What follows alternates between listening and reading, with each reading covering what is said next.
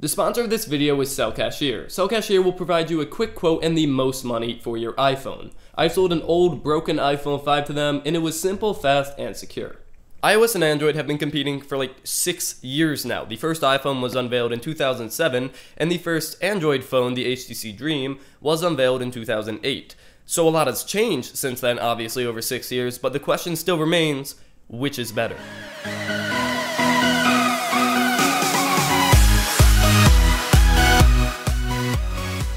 Disclaimer, I've used iPhones up to the iPhone 4S and Android phones ever since. This entire video is my opinion and my experiences, so yours may differ, so be nice.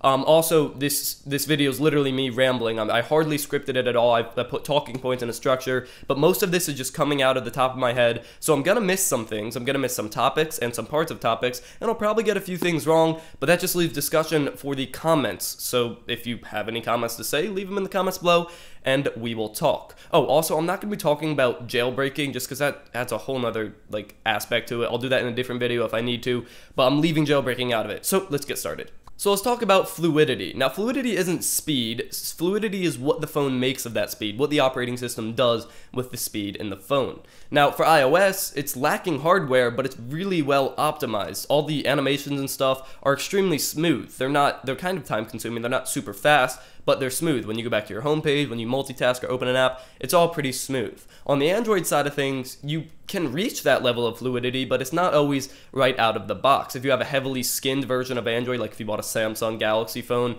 then it can be a little sticky and not very fluid. But if you modify it, maybe you install a custom ROM or something, you can reach that fluidity. Like the OnePlus One, out of the box, it had a significant home button delay in the original version, and then even the YouTube app sometimes takes a really long time to load on Android phones. But with a few updates, it's no longer sticky on the OnePlus One. It's extremely fluid and fast and a pleasure to use. So with a little bit of tinkering on the user side, the Android phones can be both faster and more fluid than the iOS Apple device iPhones. Alright, so the next subject is a seesaw subject. We have customizability and simplicity. When we're looking at iOS, you have a lot of simplicity. It's really easy to use and self-explanatory, but it's not very customizable. So even though I appreciate customizability, the simplicity of iOS is definitely something to desire.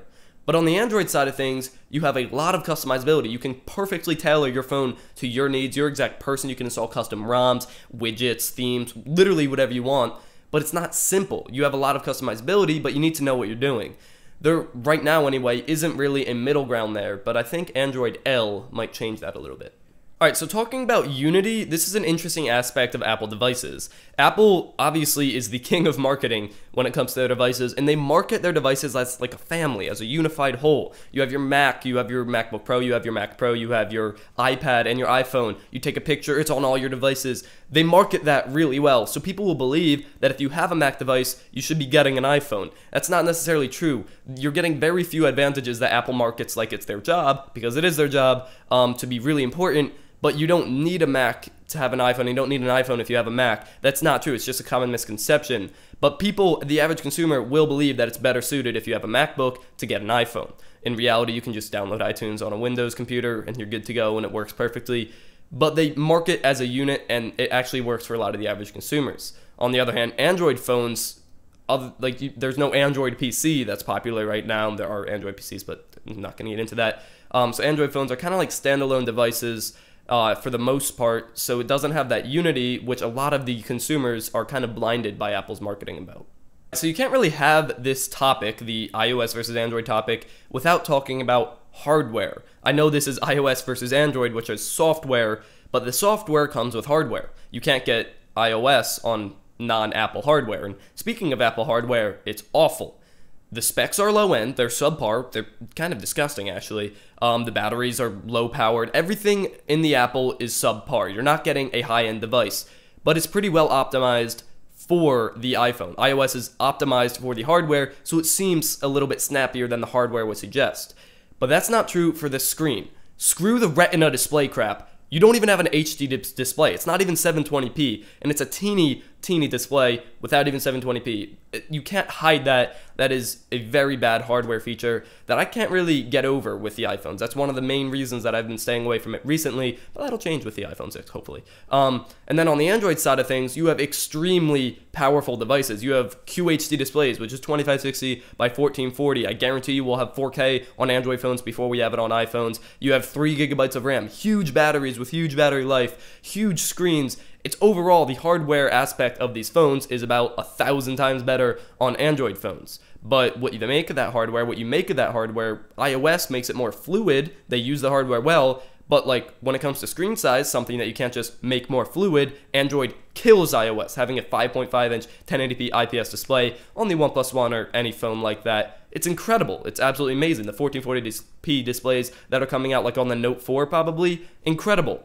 iOS will not match that. Android wins in hardware, hands down. Okay, the last thing I want to talk about is apps. Now, apps is an interesting subject because on the iOS side of things, you get a lot of pre-installed apps that you can't delete unless you jailbreak it or do something like that, which I said I wasn't going to talk about. But then you also have the App Store, which is expansive. It's much bigger than the Google Play Store. But on Android, you can make it so you don't have any apps on your home screen. You don't have to have any apps on your home screen. It's totally customizable, or you can install custom ROM and just get rid of apps in general.